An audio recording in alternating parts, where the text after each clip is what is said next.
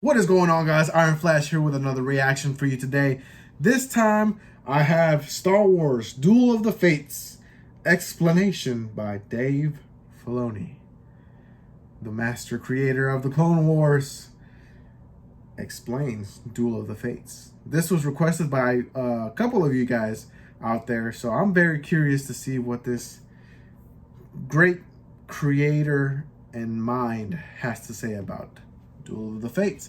So with that being said, y'all, let's take a look, shall we? Prequels, I thought, were almost an impossible task. How do you tell the story that we've all grown up with, imagining who Anakin Skywalker was? True. You saw so many things in Phantom Menace that you just imagine, like the Jedi Council, and none of it really was what I had expected. But I know now that that's just like how creative George is. Like, he just sees it differently. He's laying it down, and I love the lightsaber fight with Darth Maul, not because it's a lightsaber fight, but because George is so good at crafting why that fight's important every time.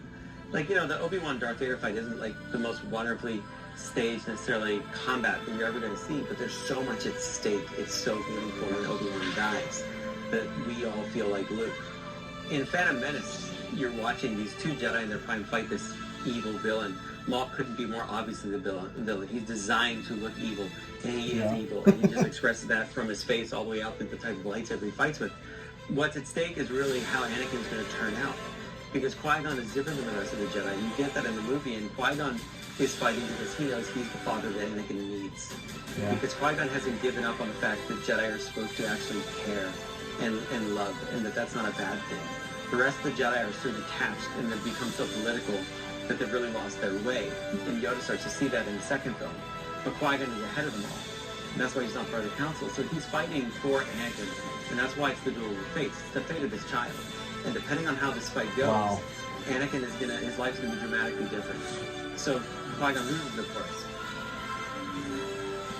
So the father figure, because he knew what it meant to take this kid away from his mother when he had an attachment, and he's left with Obi-Wan. Obi-Wan trains Anakin at first out of a promise he makes to Qui-Gon, not because he cares about him. When they get Anakin, when they find him on Tatooine, he says, "Why do I feel like we've found another useless life form?"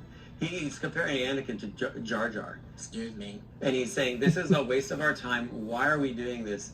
Why do you see importance in these creatures like Jar Jar Binks and this 10-year-old boy? This is useless. So he's a brother to Anakin eventually, but he's not a father figure. That's a failing for Anakin. He doesn't have the family that he needs. He loses his mother in the next film. He fails on this promise that he made, "Mother, I will come back and save you." So he's left completely vulnerable.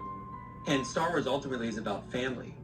So that moment in that movie, which a lot of people I think diminish into just a cool lightsaber fight, but it's everything that the entire 3 films of the prequels hangs on, is that one particular fight. And Maul serves his purpose, and at that point died before George made bring him back. But he died, and that's showing you again how the Emperor is completely self-serving. He doesn't care; it's just a tool, and he's using people. And now he's going to use this child. That follows all the way through to the line which terrified me as a kid, when the Emperor tells Luke, "You, like your father, are now mine." And the idea when I was a little kid watching that movie of some evil person possessing my father, making him do things or making him be evil was terrifying. That was like a thought that was horrible. Also, it's amazing when you watch Return of the Jedi that Luke has never done anything that I would call it like he's a bad character. He has like a tendency to be dark, and a lot of people wanted Anakin, he should have been darker as a character. It's not true at all. I believed Luke would turn to the dark side in Return of the Jedi. I believe that was on the table. I believe that he would kill the Emperor, and because of the way George arranged the story, I knew that was the wrong thing to do. When he's saying, you know, "You want your weapon, you know, strike me down, I'm defenseless." He wants him to give into his anger, he wants him to give into his hate, and the fear, the structure that George has laid out in all the movies is coming to fruition now. And the only thing that's going to save him is not his connection to the Force. It's not the powers he's learned. It's not all these things that are an advantage to him. That's gotten him to the table. But what saves Luke is his ability to look at all that and look at his father and say, "No, I'm going to throw away this weapon. I'm not going to do that. I'm going to let that go and be selfless." And he says, you know, "I am a Jedi like my father before me," but what he's really saying, and why I connect so powerfully to it, is like he's saying, "I love my father, and there's nothing you can do that's going to change that." And the Emperor can't understand that connection. Why wouldn't you take some after you power of the galaxy? Why won't you take this? And Anakin then in that moment has to decide to be the father that he's never had. He has to give up all the power of the galaxy and save his son. And that's the selfless act that he does in return for his son. And that's what saves him in turn. So the son said the father fathers his son. And it works out perfectly. And I draw that line all the way from Phantom Menace to Jedi. That's the story of Star Wars. So when he pops the helmet, you're saying when he pops the helmet off in that moment was part of the fated arc. It's all part of the fated arc. It's all part of like why it works and why we care. It's not about X-Wings. It's not about all the things we decorate Star Wars in. It's important. It's part of the genius of it.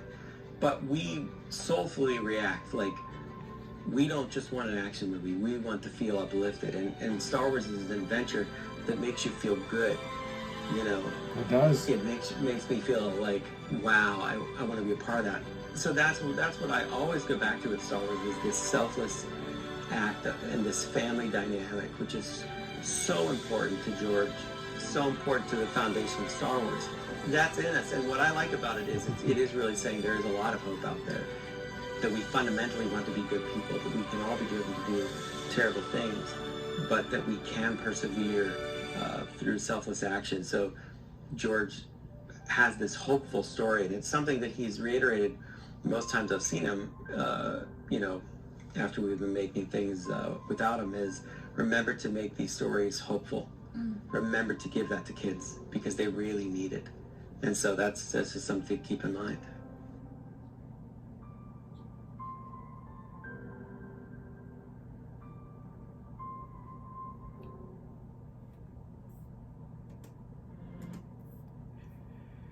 Yeah, I mean every word that he spoke is true, and I love the vision that Dave Filoni has with all of these films. How much he understands them, how much he understands the meaning of them, the family aspect of it, just the deeper level that he talks about, rather than oh my God, that was a cool lightsaber fight.